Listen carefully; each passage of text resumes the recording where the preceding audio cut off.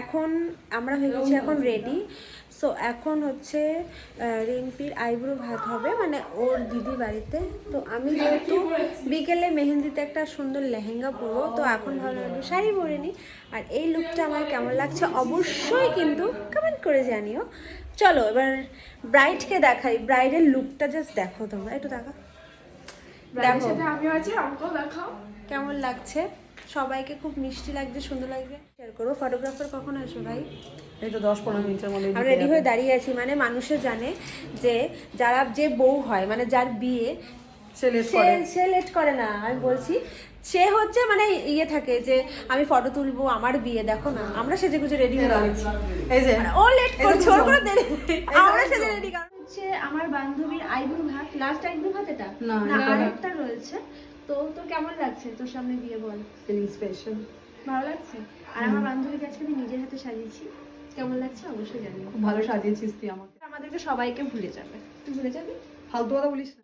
এই যে ব্রাইড এখানে বসে আছে, কি অবস্থা, এই হচ্ছে অবস্থা।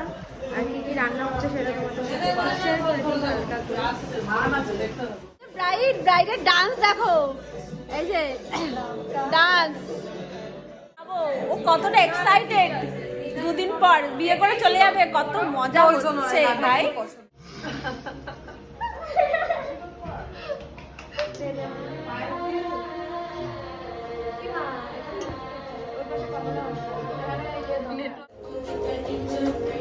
কি অবস্থা রিম্পি, অমন করিস না, দেখ আমি ভুলে গেছি আমি কি করবো। সিরিয়াসলি মানে কি বলবো, ওগুলো তুলে দাও। কোথায় কি আমি মিষ্টি খাইনি। মনার আমার কেন তুইও ধর। আমি কি এরকম করে নিয়ে সেরকম খাবো? হাসি হাসি মুখ, এই তো একটা একটু ঘোরাচ্ছে, একটা ভিডিও করো তো। না না এইদিকে এই মোর দিকে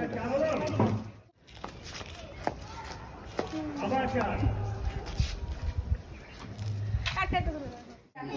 এদিকে চলে এসো। এটা তো লেখা মোর দিকে আসবে। এই যে শোনো হ্যাঁ এখানে